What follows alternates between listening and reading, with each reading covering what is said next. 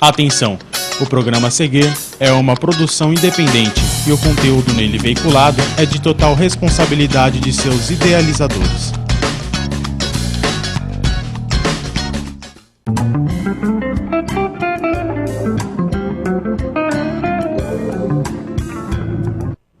Boa noite, internautas. Estamos aqui nesta sexta-feira, dia 29 de junho, com mais um programa Hora Marcada com Roberto Ferrari. Essa noite maravilhosa, quente, convidativa, mas só que antes eu peço a vocês a sua audiência para o meu programa, que hoje nós estamos aqui com o Stan Chania, e ele vai falar um pouco para a gente sobre xamanismo e outras terapias e o trabalho que ele realiza nessa área. É muito interessante. Boa noite, Stan. Boa noite, obrigado pelo convite e boa noite aí aos amigos internautas. Stan, começar você falar um pouco para a gente o significado do seu nome. Stan Chania Teupec Teruel. Stan Chania Teruan Tepelt, né? O Stan não é indígena, a parte indígena é Chania e Teruan Tepelt. Chania significa águia dourada que canta e Teruan Tepelt, por entre as montanhas. Por entre as montanhas. Essa pergunta agora, ela deve ser de interesse geral, internautas. Eu acho que todos vocês querem saber o porquê que, tanto nas tribos brasileiras, indígenas, quanto nas tribos norte-americanas, a pessoa recebe um nome de algum fato, algum animal ou algum elemento da natureza. Stan, por que isso ocorre? Olha, isso depende muito, principalmente no momento do nascimento ou durante uma, vamos chamar de iniciação, né? Esse nome está ligado a um talento da pessoa, algo que ou ela vai desenvolver durante o processo de vida dela, ou ao mesmo tempo são atributos que ela vai chamar para a vida dela, para que a vida dela fique fluindo, enfim, que ela siga aquela ligação com aquele nome e aquele talento em especial. Sim. Agora, conta para os internautas um pouco sobre a sua formação, como que você, eu vi aqui pelo material que você me enviou, que a sua origem é numa tribo do Ceará. Então, fala um pouco sobre isso para os internautas, como que você desenvolveu suas habilidades no transcorrer da sua vida aí. Eu fui criado pela minha avó no Ceará, no Vale do Ipu, Guarara, né, ou os Potiguaras ali. Fiquei na aldeia até os meus 10 para 11 anos de idade. Após isso fui morar no Rio de Janeiro. Sou filho de índio com branco, minha mãe é índia, meu pai é branco, então eu fiquei sendo criado pela minha avó. E depois de um tempo a minha mãe foi trabalhar na cidade, no Rio de Janeiro, e eu continuei lá na aldeia. Então, por volta mais ou menos dessa idade, fui para o Rio de Janeiro, no Leme. Lá fiquei morando por um bom tempo, estudando, fazendo tudo, enfim, que tem que se fazer. Depois, por volta dos meus 17 anos, em uma passagem que eu estava na Europa, assim, na Espanha, eu estava próximo assim a um cais assim de Barcelona e conheci um nativo, um navajo, e conversando, a filha dele vendia joias, assim, é muito comum entre os navajos terem joias de pratas, uma série de coisas. E aí ele me convidou para ir estar conhecendo e estar lá com ele. Depois, passou uns 4 meses, eu fui para lá, Estados Unidos, né, Albuquerque, Novo México. E como que essa experiência de conviver numa tribo navajo, o que isso te trouxe de importante para a vida? O que você aprendeu nesse período que você morou lá? Olha, de lá a gente aprende assim de tudo, desde a convivência, da fala, da cooperação, do amor, né, de tudo que que vem da natureza, de como você se relaciona, aprendendo a mexer com pessoas, a cuidar de pessoas, né? A conhecer ervas, conhecer cerimônias, conhecer canções, trabalhos, tudo ligado ao ser humano. Lá nos Estados Unidos, porque o brasileiro, ele infelizmente ele tem mais conhecimento dos índios de outros países, como por exemplo mais dos Estados Unidos, eu acho que mais por filmes e outras coisas que o cinema promove, ou mesmo literaturas, do que dos próprios índios brasileiros. Então essa pergunta que eu vou te fazer é relativa aos índios americanos. Os costumes apaches, navajos, eles são semelhantes, eles variam alguma coisa nos rituais que eles fazem? Como é que funciona essa... Cada tribo tem a sua maneira em especial, né, de conduzir a sua vida, conduzir os seus trabalhos, as suas cerimônias, os seus ritos. Mas o princípio que é de você andar conforme você fala, andar de acordo com as suas palavras a respeito dos ensinamentos, de como se trata o planeta, de como se trata a Terra, de como se trata o próximo, o próprio foco das cerimônias, né, o próprio foco dos trabalhos em que as pessoas, em que cada participante pode desenvolver o seu talento, desenvolver o seu potencial e ao mesmo tempo cuidar da sua família, cuidar das pessoas queridas, é basicamente o mesmo, assim, o mesmo princípio.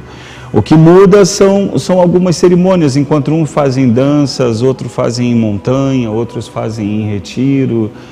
O que vai variar muito é isso. E, é claro, a própria questão da cosmogonia pessoal deles, né? Não cosmologia, a própria cosmogonia, são os seus ritos pessoais, de como acredita, de como é criado o universo, a Terra, tudo isso. A única diferença está aí, mas o princípio, o significado é o mesmo.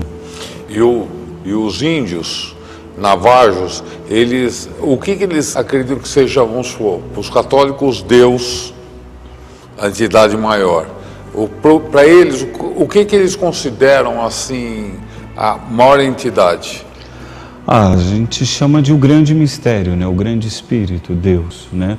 Aonde que o grande espírito mora, onde que Tupã, onde que o Ancantã, Cantuncanchila, onde que Guiá, cada tribo tem um nome, né? Em especial assim, os navajos de Xné, que acredita justamente nesse Criador que junto com a Terra, com a Mãe Terra, suporta e sustenta toda a vida na Terra. Sim, a Terra, inclusive internautas, eu vim conversando um pouco com o Stan, essa filosofia toda, essa origem toda indígena, por eles estarem muito ligados à natureza desde os tempos passados, a ligação espiritual é grande, né, Stan? É porque você já nasce, né? Você já nasce respeitando isso, né? Você já nasce sabendo que você é parte disso e que tudo que você faz ao planeta, você está fazendo a si mesmo. E tudo que você faz a si mesmo, você também está fazendo ao planeta, né? 99% do nosso DNA contém toda forma de vida, então isso imediatamente nos torna parentes disso, né? Então quando você aprende isso cedo, eu, por exemplo, aprendi com a minha avó uma espécie de 2 mandamentos, com a minha avó Quité, né? Primeiro deles, não fazer nada que prejudique o seu corpo, o seu sentir, o seu pensar e o que você acredita. O segundo, não fazer nada que prejudique o corpo do outro, o pensar do outro, o sentir do outro, o pensar e o que o outro acredita. Então, se jogar papel na rua, se jogar lixo, não cuidar do planeta, não cuidar de árvores, enfim, de uma série de situações, você está prejudicando o outro. Você não está só prejudicando assim, está prejudicando também o outro. Então, essa consciência desperta que que você é parte dessa teia, que você é parte dessa vida, é que vai movendo o nosso dia a dia, né? O nosso intento, as nossas escolhas. Inclusive, esse ensinamento bate com aquilo que diz que a sua liberdade termina onde começa a liberdade do outro. Exatamente. Que eu acho que todos somos livres, mas nós temos que respeitar a liberdade e a individualidade do próximo. Ou seja, nós não podemos, que nem o Stan falou, não podemos jogar papel na rua, prejudicar a natureza, poluir as praias, destruir a floresta, porque tudo isso vai reverter para nós e para outros, que não tem nada a ver com a nossa responsabilidade. Certo, Stan? Correto. E mais do que isso, né? Quando a pessoa começa a cuidar bem da sua própria vida, a amar o seu corpo, a amar a sua saúde, inevitavelmente caminha para isso. É uma consequência natural. Certo. Eu perguntei, até conversei com você, a gente veio conversando sobre a violência, e você citou isso, que enquanto o ser humano não aprender a se amar, né, vai ser impossível. Exatamente. A gente estava falando outro dia, eu até escrevi assim no Facebook, entre um pensamento e outro, que não adianta se falar de cura planetária ou de responsabilidade, de ecologia, se a pessoa não olhar para a forma como ela cuida da sua vida, como ela cuida do seu corpo, como ela cuida do seu sentir, como ela cuida dos seus pensamentos, né? Então, se tudo isso que está fora, né, que a gente considera fora, é um resultado de como o próprio ser se cuida, de como ele se dá carinho, ele se dá amor. Então, se ele não se cuida e se ele é violento com os seus sentidos, com os seus instintos, inevitavelmente ele não vai ter um outro comportamento fora, né? Ele vai estar sempre sendo guiado por uma série desses entendimentos, que eu chamo de entendimentos equivocados, né, a respeito de como ele se relaciona com o planeta, de como ele se relaciona com a família, de como ele se relaciona com quem ele ama, né, e essa forma vai ser espelhada naturalmente dentro disso que a gente vê por aí. E a filosofia do xamanismo tem muitos seguidores no mundo?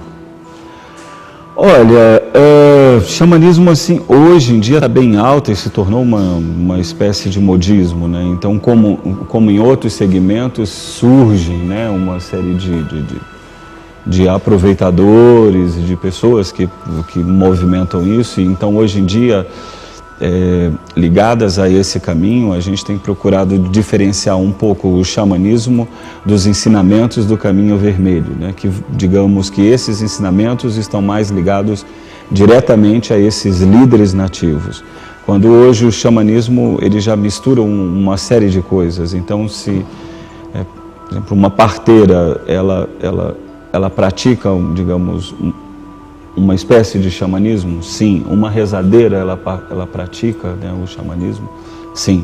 Né? Tudo isso que vem de forma natural está ligado ao xamanismo. Já os ensinamentos do Caminho Vermelho estão, digamos que, estão ligados a esse conhecimento que é transmitido de forma oral. Tem uma pergunta do Sérgio Augusto, seguinte, para você. A filosofia nativa acredita no diabo?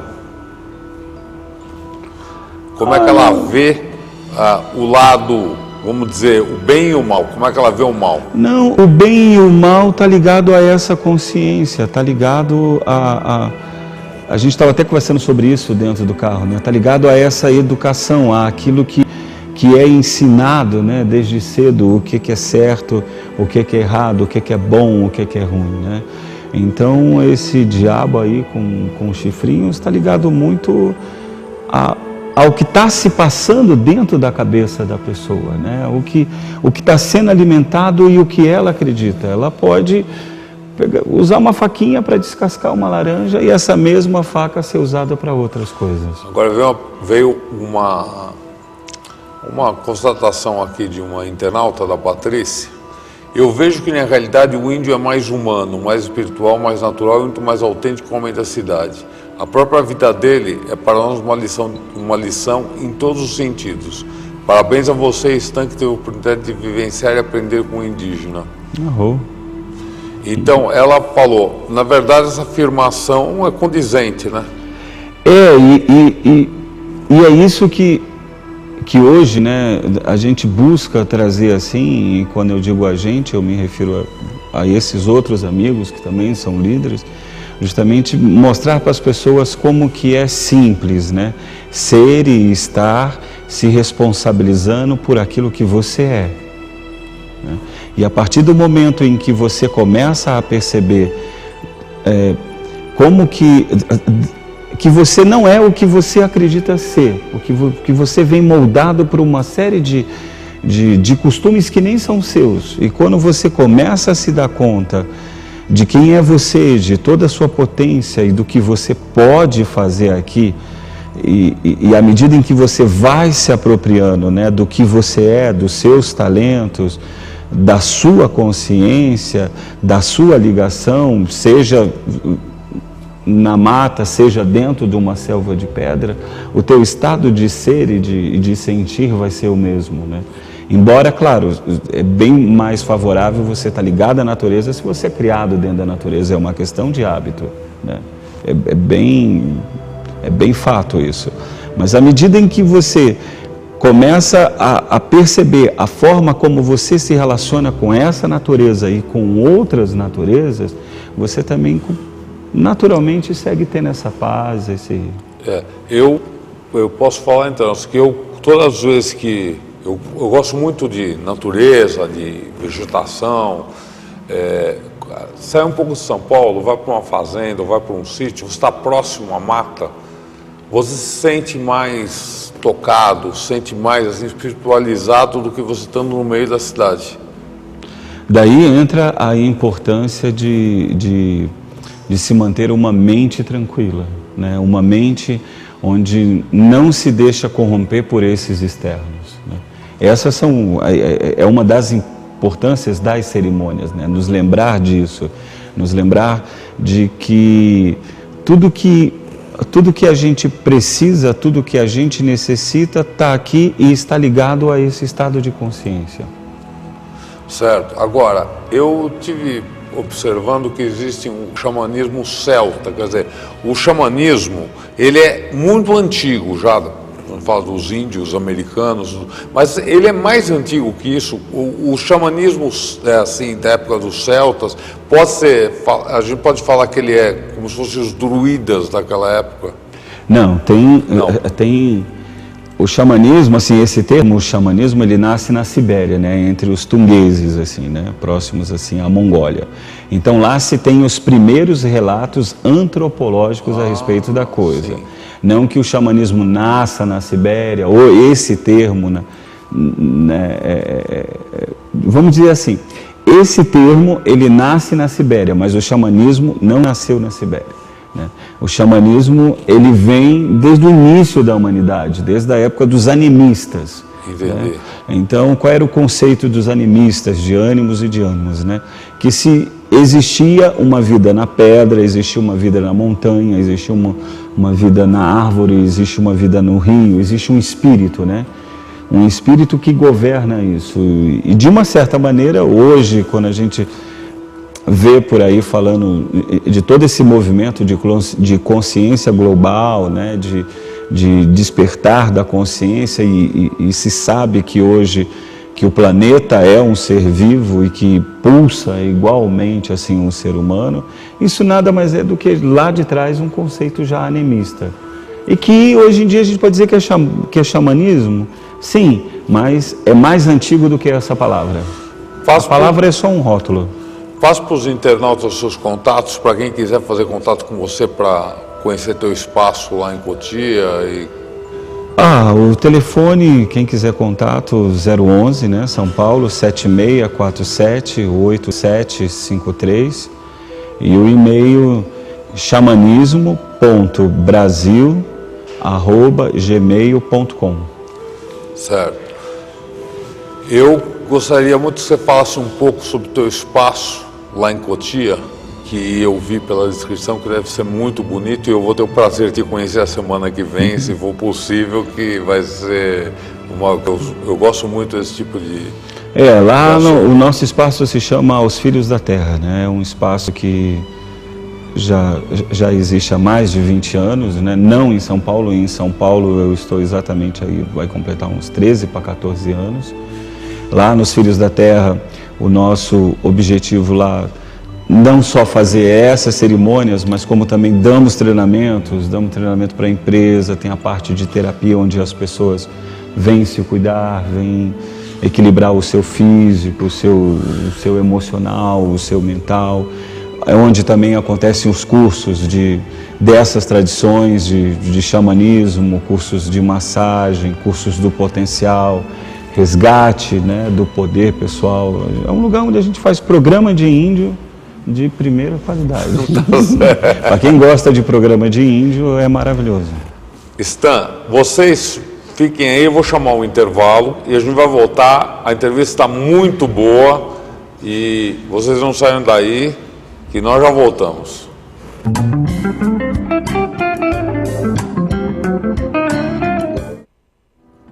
It looks like rain again today. Dark clouds gather and fill the sky. Don't know how to talk to you, just know how to say goodbye. Have you actually got a driver's license? Go back where you came from. Learn to speak English. Go back where you came from.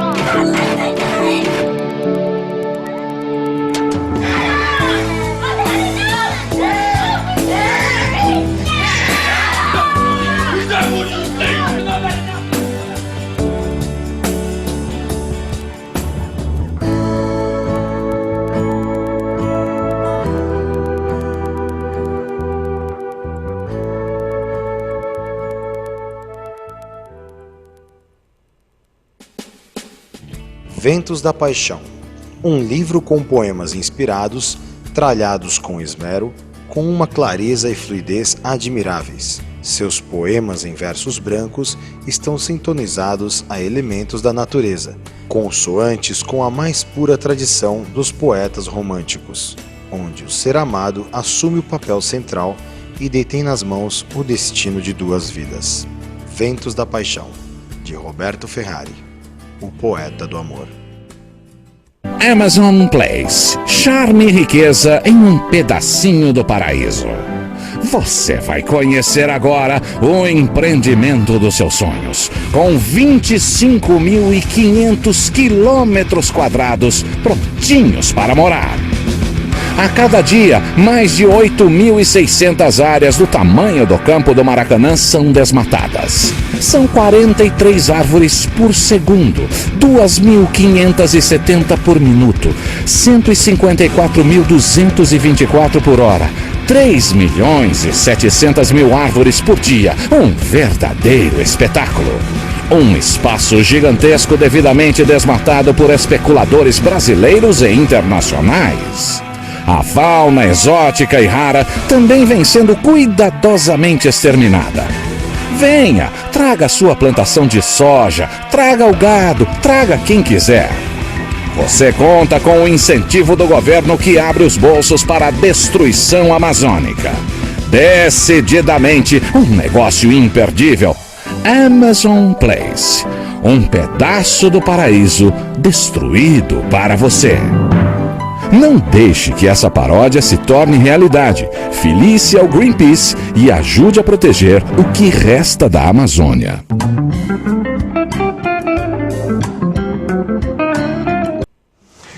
Boa noite, internautas. Você que sintonizou agora na TNI Brasil, estamos aqui no programa Hora Marcada com Roberto Ferrari, hoje com Stan Chania. E é um terapeuta alternativo, estamos falando sobre xamanismo e assuntos correlatos. Stan, antes de você fazer a sua canção, eu gostaria muito que você respondesse uma pergunta do John Robert, que ele é consultor. Deixa eu entrar a pergunta dele aqui e eu já estou te falando. Eu vou citar antes uma frase da Patrícia aqui. que ela diz que o índio, falando de simplicidade, o índio é mestre, e viver simplesmente é deixar que simplesmente os outros possam viver. Parece que os índios entenderam muito bem essa lição. Eu queria que você comentasse isso que ela falou, antes de responder a pergunta do John Roberts. É bem simples. Quando a gente reconhece que estamos ligados a tudo e a todos, né, e a gente segue simplesmente sendo guiado, né, por aquilo que acreditamos, seja o amor ou seja a verdade, naturalmente não precisa você complicar, né?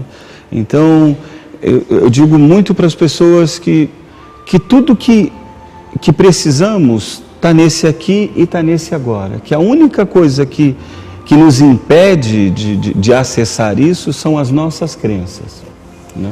Então, são os bloqueios. São os bloqueios, né? Que isso é o, digamos aí, que o internauta anterior perguntou, de onde está o diabo, né? O diabo está justamente nisso, está dentro dessas crenças que você vai acreditando que é um hábito, que é um vício também.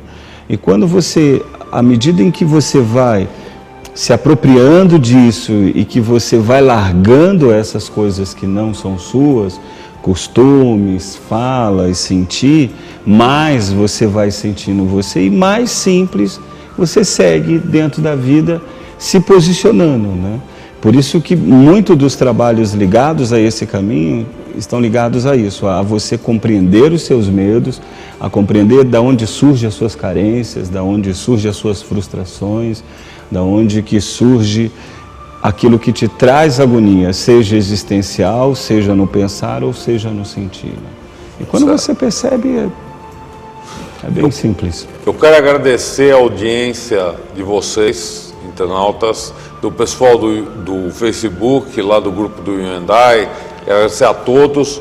E agora vou responder a pergunta do John Robert, consultor. Ele está querendo saber se o xamanismo é estudado por cientistas. Sim. Em vários segmentos há muitas pesquisas, né, dentro de relatos a partir de ligados à cura, ligados às experiências, ligados a desdobramentos, ligado a essa parte do que você consegue acessar, né, dentro da sua cachola, dentro aí do cérebro, né? Tem muitos pesquisadores dentro dessa área, inclusive cientistas que também caminham por esse caminho, né? Dentro das cerimônias, dentro dos ensinamentos. O João Robert está mandando um abraço para você, falou que está show o programa. Maravilha. Está gostando muito. Agora tem uma outra internauta, que inclusive eu já entrevistei, que é a Célia Vaz, escritora. Ela está falando que você está certíssimo, Stan, se conhecer melhor e amar sempre. Principalmente se amar, né? Porque tem uma coisa assim que a gente estava falando, né, também no carro, que era a respeito da verdade e do amor, né? Que quando a pessoa se ama, o amor, ele jamais vai atropelar a si mesmo em nome de qualquer outra coisa. Por isso que aquela, sem querer te cortar, então, aquela questão de matou por amor, isso ou está sofrendo por amor, ou isso tudo. Isso. Não existe matar por amor ou sofrer por amor. A gente não sofre por amor. Não, sofre por medo, por carência, por achar que que não vai dar conta. Ou por achar que aquela pessoa que você está é a pessoa certa quando ela não é a pessoa certa. E dentro dessa arte, né, do amor e da verdade, a gente estava falando, né, as pessoas chamam muito a verdade para a sua vida. Eu quero só coisas verdadeiras na minha vida, mas na primeira oportunidade em que ela tem que colocar a verdade ou ser a verdade, ela escolhe a mentira por conta de quê? Por conta de uma boa conveniência junto com uma boa justificativa. E o mesmo dentro do amor, né? Quando a pessoa está se amando, ela está amando o seu corpo, ela está amando o seu sentir, ela está se amando, aí sim ela tem condição de quê? De ser uma fonte desse amor e de trocar esse amor com o próximo, independente do grau de relacionamento. Agora eu vou fazer um agradecimento à Sônia Lima, que está assistindo a gente lá de Ilhéus, na Bahia. Sônia, um beijo para você, muito obrigado pela sua audiência. Você sabe que você é uma pessoa especial no nosso grupo lá, você é uma pessoa que transmite muito amor, compartilha muito isso. E ela tá te dando boa noite, Stan, perguntando qual é a sua religião e qual é a sua maneira de pensar nas crenças. Olha, a minha religião é o amor. Essa é a minha religião. É a maior religião de todas. É o amor e eu acredito, assim, de todo o meu ser, que é esse amor, é essa disponibilidade que te permite estar em conexão com aquilo que você acredita. O John Roberts está adorando, falou que você é um cara muito equilibrado, uma pessoa equilibrada, sensata, e ele disse que você tem muito para falar e que você merece uma outra entrevista, e eu já te aproveito para convidar ao vivo aqui você para outra entrevista aqui. Os temas não faltam. Lógico. Agora, explica um pouco para os internautas o que é Caminho Vermelho, por que chama xamanismo vermelho? Não o Caminho Vermelho está ligado diretamente a esses ensinamentos dos povos vermelhos, né? Então, existem 4 raças não, né? Hoje não podemos falar mais raças, etnias. 4 etnias, a etnia branca, que também são nativos, a etnia amarela, que são os orientais, a etnia negra e a etnia vermelha, que são os povos nativos. Mas quando a gente pensa dentro dessa memória primordial, a gente percebe que todos, sem exceção, são nativos. O que vai afastando esse nativo que vem do natus, né, viver de forma natural, é justamente essa consciência, é esse pensar. Antes de você tocar sua música, só o e-mail do Guilherme Augusto, ele quer saber de você sobre animais de poder, até que ponto os animais de poder interferem em nossas vidas e a forma de descobrir qual é que é o seu animal característico. Olha, o animal de poder está ligado diretamente à forma como você lida com os seus instintos, né? Para que você possa realmente assim descobrir esse animal de poder é idêntico como se fosse a um anjo da guarda, a um totem pessoal, a um protetor pessoal. Mas esse protetor, né, essa energia que está ligado diretamente aos instintos, ela só é despertada quando você começa a perceber a forma como você lida com a sua energia animal. E lidar com a energia animal está ligado à forma como se lida com o medo, com as carências, com o posicionamento, com a segurança daquilo que você é, não daquilo que esperam de você. Ótimo. Stan, agora eu gostaria muito que você tocasse a música. Uma canção. Então, eu vou fazer uma canção que é uma canção do coração, e é uma canção que fala de como é bom estar aqui, como é bom ser quem a gente é, no ritmo do coração.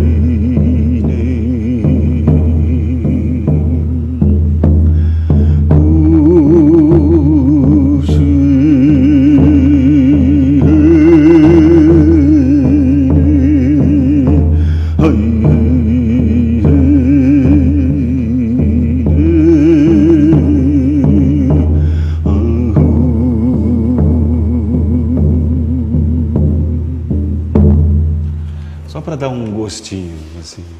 Sim. Muito bom. Muito bom mesmo, muito bom, parabéns. O tambor, ele tem uma ligação direta, é o primeiro instrumento assim da humanidade, né?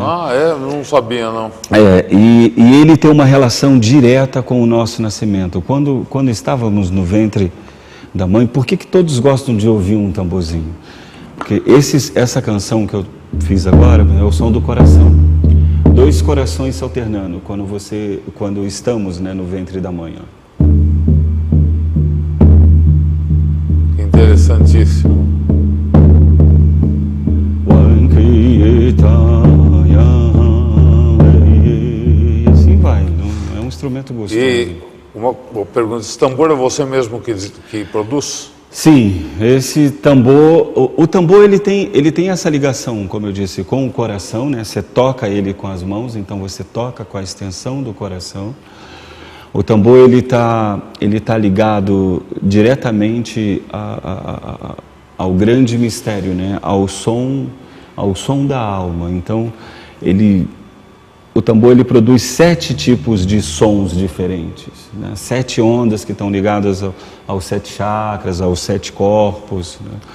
E o tambor, para quando você está fazendo um tambor, você está tecendo a sua história de vida. Entendi. Você está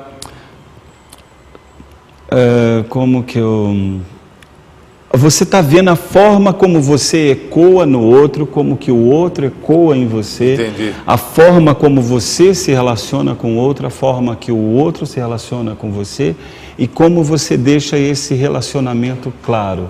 Então fala desse ritmo de vida. Stan, a Célia fez uma outra pergunta, ela quer saber se você acredita no encontro de almas. Sim. Olha, aqui no estúdio temos vários. Né? Vários encontros, porque nada está ligado ao acaso, né? Aqui, a quem está ali, né, operando a câmera, quem está operando o material ali, à medida em que a gente começa a conversar, se abre para um relacionamento, a gente percebe como está tudo interligado, né? Assim como esse momento, né? Nesse exato momento a gente está ecoando em quantas mil pessoas, frequências, ao mesmo tempo em que estamos aqui conversando, você está percebendo coisas comuns, coisas que têm a ver com o que você pensa, com o que você sente, né? Lógico.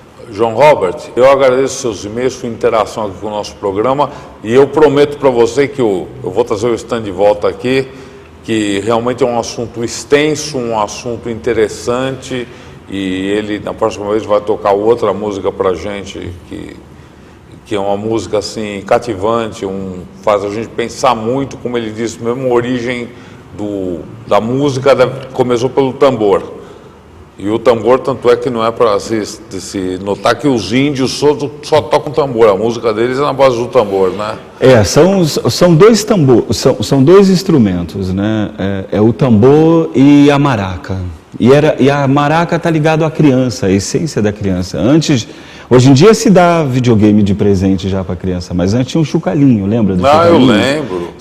Esse chocalho está ligado à mente, que está ligado aos ventos, que está ligado à forma como você se relaciona com os teus pensamentos. Agora eu queria que você falasse um pouco para os internautas sobre a forma que você faz a sua terapia de autocura para a pessoa, como é que ela se descobre, como é que você desenvolve esse trabalho? Eu tenho um trabalho que se chama Ressonância do Ser, né? Esse trabalho é um trabalho terapêutico, é um trabalho que ele está focado assim em a pessoa perceber a forma como ela se relaciona com a vida, a forma como ela se relaciona com o trabalho, a forma como ela se relaciona com o filho, a forma como ela se relaciona com parceiros, com parceira, a forma como determinadas emoções são somatizadas no corpo, né, levando a algumas doenças, alguns distúrbios, a forma como esses distúrbios atuam ou esses entendimentos equivocados sobre si mesmo acabam atuando no inconsciente, no agir da pessoa, na forma como ela sente, né? Então, quando a pessoa chega, eu faço uma leitura e vejo se Se necessita mexer no corpo, se necessita de uma terapia convencional de fala e diálogo, onde a gente começa a fazer uma desconstrução, né, uma desconstrução de como a pessoa vê o mundo, de como ela se relaciona, de como ela enxerga a sua verdade, aquilo que é um hábito dentro dela, né? E ao mesmo tempo a gente vai fazendo um mapeamento e vai rastreando da onde vêm esses comportamentos, da onde vem, e esses comportamentos que acabam gerando assim entendimentos equivocados, e se a pessoa tem um entendimento equivocado, né, a respeito de si mesmo, ela naturalmente ela vai se expressar de forma equivocada, e o outro também que está entendendo esse equívoco também vai entender errado. Então fica esse bolo dentro dessa rede de relacionamentos, né? Então o meu trabalho ele vai tanto trabalhando como isso é somatizado no corpo físico, dores, cansaços, estresses, depressões, né, nódulos, problemas de coluna, né, de bloqueio dentro dessas, além dos meus estudos, né, a área nativa, a área indígena. Eu também sou um terapeuta formado em várias outras terapias complementares, em fitoterapia, aromaterapia, florais, medicina ayurvédica, trabalhos corporais, trabalhos de bioginásticas, trabalhos de dança. Sem querer te cortar, o que é bioginástica? Bioginástica são movimentos que você começa a fazer com o seu corpo. Esses movimentos estão ligados a determinadas partes do corpo onde emoções são somatizadas, né? E a partir desse contato você vai percebendo que você vai movimentando essa parte do corpo com consciência, e naturalmente isso vai se desprendendo. Chegou agora um e-mail do Rafael, mas eu vou deixar para depois do intervalo. Vocês fiquem aí que eu já volto com o Stan.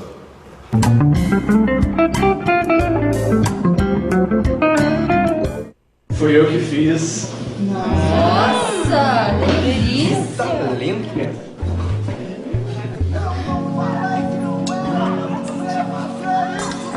Cerca de 10 mulheres morrem por dia no Brasil vítimas da violência do próprio parceiro. Mas agora... Pode. Até quando você vai ignorar? Basta. Violência contra a mulher não tem desculpa, tem lei. Ventos da Paixão, um livro com poemas inspirados, tralhados com esmero, com uma clareza e fluidez admiráveis. Seus poemas em versos brancos estão sintonizados a elementos da natureza, consoantes com a mais pura tradição dos poetas românticos, onde o ser amado assume o papel central e detém nas mãos o destino de duas vidas. Ventos da Paixão, de Roberto Ferrari, o poeta do amor.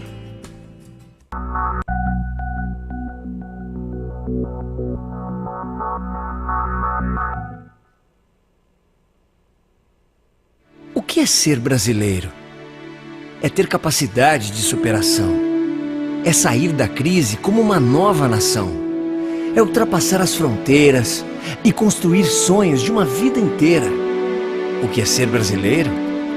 É pegar no pesado e manter a leveza. É manter o humor, mas também ter firmeza. É entrar em campo para ganhar o mundo. É mostrar talento para ir mais fundo. É ser bamba na linha de produção. É ser craque até para fazer avião. É ser empreendedor por natureza. É levar um pouco de Brasil para cada mesa. É ganhar no planeta um novo conceito de um povo que trabalha e se dá o respeito, que cria, transforma, fazendo bem feito. Prazer, sou brasileiro. Esse é o nosso jeito. Estamos vivendo um novo Brasil, feito por você, Governo Federal.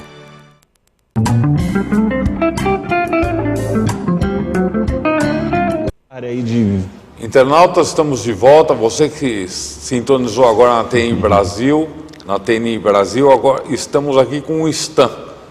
O Stan está falando um pouco sobre xamanismo, terapias alternativas, um programa de muito interesse para todos e que, graças a Deus, hoje os internautas estão interagindo bastante com a gente.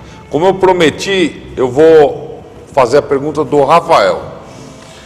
O Rafael disse que a entrevista está demais, que você é um cara espetacular. E ele está perguntando, nós somos atraídos pelo xamanismo através dos espíritos xamãs, por que a pessoa comum é atraída pelo xamanismo? Olha, o que vai atrair a pessoa para o caminho vermelho ou para o xamanismo, para essas práticas, é o quanto ela quer ser feliz com ela mesma, né? O quanto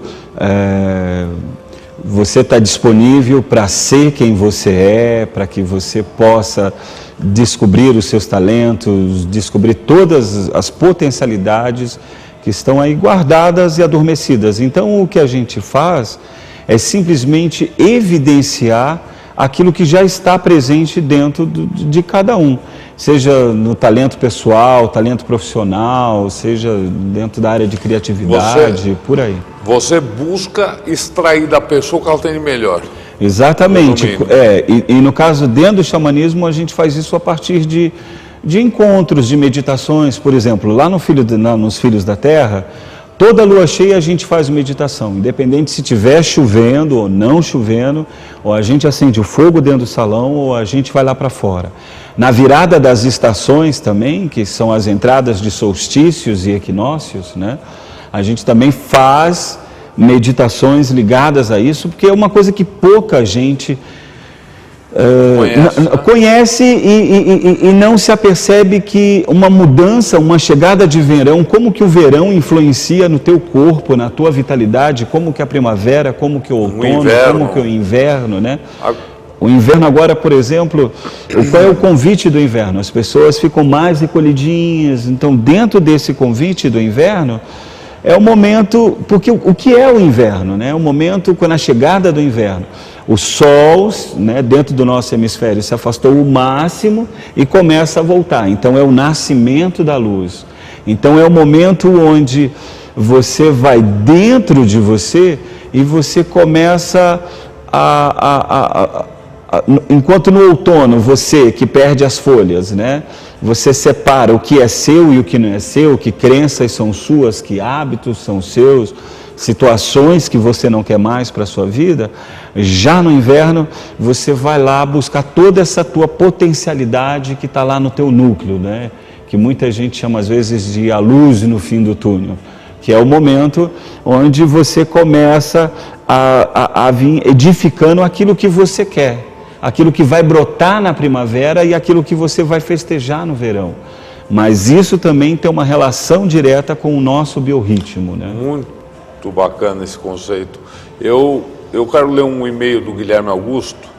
Ele falou que ele concorda com o John Roberts e que ele é fã do seu trabalho há 2 anos. Só agora que ele conseguiu te perguntar alguma coisa, porque eu nunca tive uma oportunidade. E disse... Está dando os parabéns, muito obrigado, Guilherme, pelo trabalho seu, Stan, e pela nossa entrevista aqui, que falou que está muito boa. Agora vamos falar um pouco sobre essa questão da quebra das barreiras, ou dos bloqueios.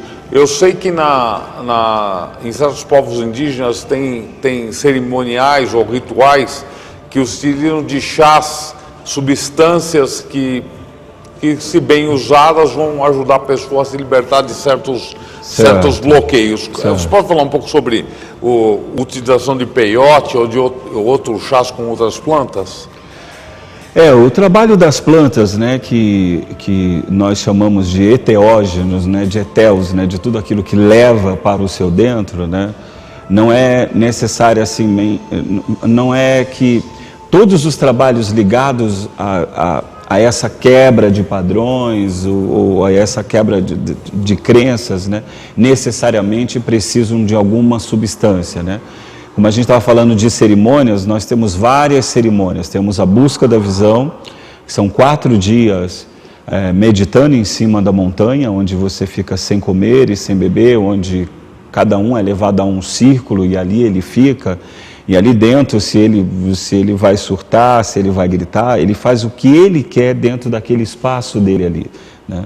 Mas ele é levado a estar consigo mesmo e a conversar com aquilo que ele acredita. E geralmente precisa, no mínimo, 4 buscas, né? A gente sugere 5, uma para cada direção, que está ligado às direções sagradas, né? Leste, como eu vejo; sul, como eu sinto; oeste, como eu penso; e norte, como eu expresso. Então, ou o problema está aí, ou como a pessoa vê, como a pessoa pensa, como a pessoa sente, ou como a pessoa expressa. Então, por isso que é sempre indicado esses 4, 5 anos, e no 5º ano, como isso vai alquimizar dentro da pessoa. Então, essa é uma das cerimônias, a busca da visão, ou Vision Quest. Uma outra cerimônia, que dessa eu não sou líder, mas eu participo, que é a Sundance, a dança do sol, que são 4 dias dançando, onde você fica no mesmo estado, sem comer e sem beber, né? E você vai fazer a sua dança, você vai encontrar o teu ritmo, você vai encontrar a sua frequência. É um encontro celebrativo. Aqui no Brasil acontece essas danças no sul, em Santa Catarina, na cidade de Urubici, com o pessoal do Fogo Sagrado de Tatzlata, né? Que é o meu amigo lá, Reca, né? Manalvin, que eu mando abraço aí para eles, que eu sei que eles estão ligados. E tem também a cerimônia das estações, que é quando a gente faz o uso dessas substâncias que a gente faz de 3 em 3 meses. Pessoas que buscam essas plantas, elas buscam justamente para atingir uma profundidade maior, né? Mas é um cuidado que a gente tem, porque cada uma dessas pessoas, uma vez que vem, elas precisam de um acompanhamento, porque vai se mexer em áreas que não é acessada no habitual, que pode ser acessado. Existem outros meios de meditação, de dança. Então isso é algo que tem que ser feito com cuidado. É uma coisa polêmica que a gente teria que separar um programa só para falar disso. O ritual do Santo Daime? O Santo Daime utiliza a mesma planta que nós utilizamos. Tem algumas plantas, que é a ayahuasca, o peyote, o São Pedro, os cogumelos, os rapés, né? Existem várias. Cada uma delas tem um efeito e tem uma função, e que vai muito do líder e do conhecimento do líder, né? Porque volto a dizer, são plantas que mexem profundamente na forma em que a pessoa vê, na forma em que ela pensa, na forma em que ela sente e na forma em que ela expressa, né?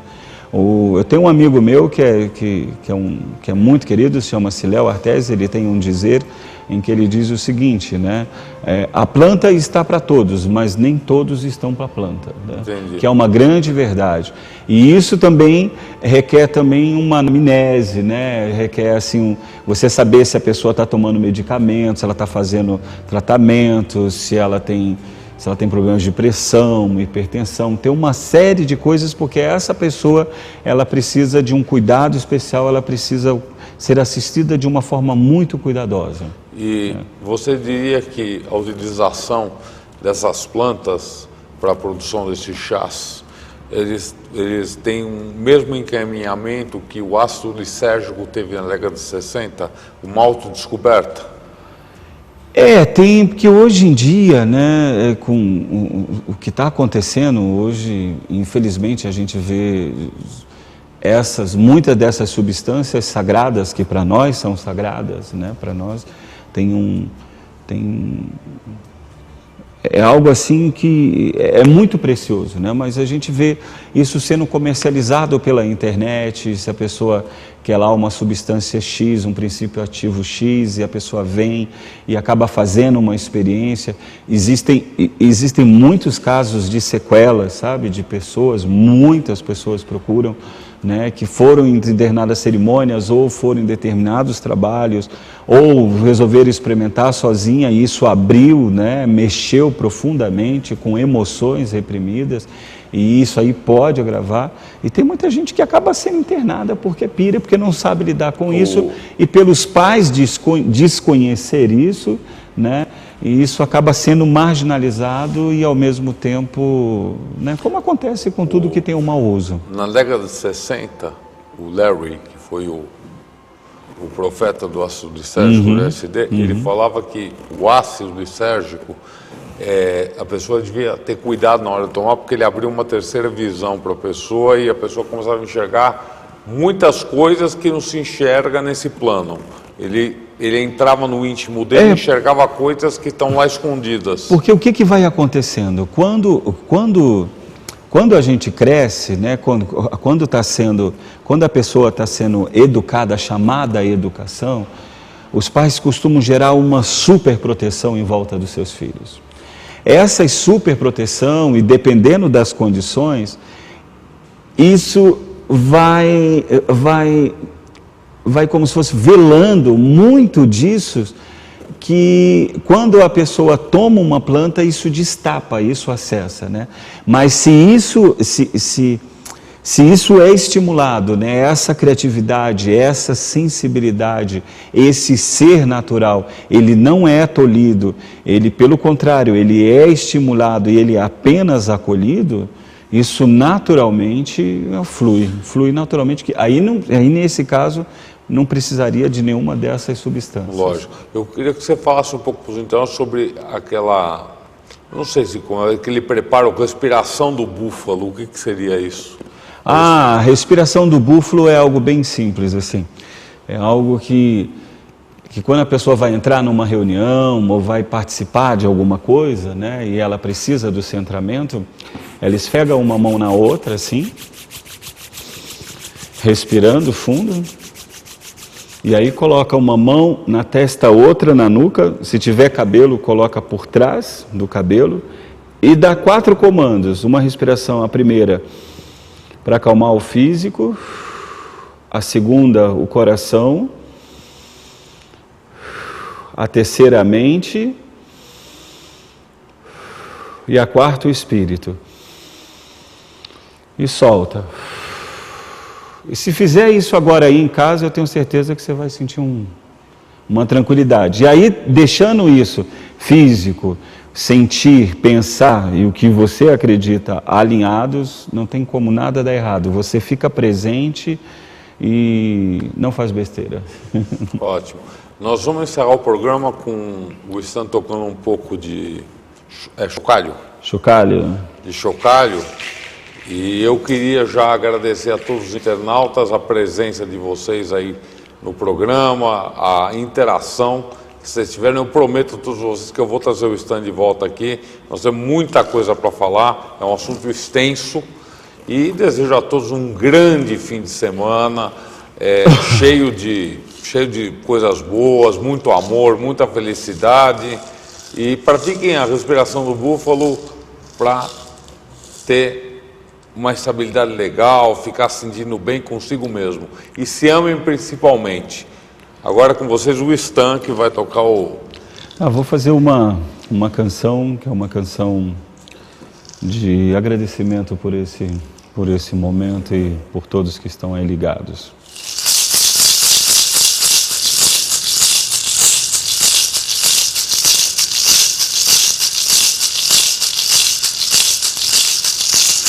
Tupi-Guará dessa terra de Tupã, Iariri, Buriri de Chechel, todos passarinhos do céu, tem Deus por Tupã, por Tupã, por Tupã, Tupi-Guará.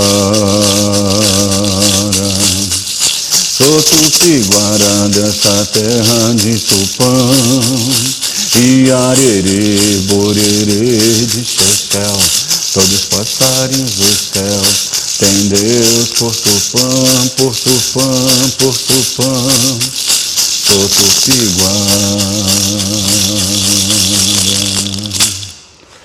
Então, Só que tem um detalhe antes de encerrar. Se quiser chamar um índio para vir tocar com você aqui, o índio aqui ele faria um show à parte junto com você, certo? Certo. Então tá bom. Então, olha, boa noite. Muito obrigado pela sua presença.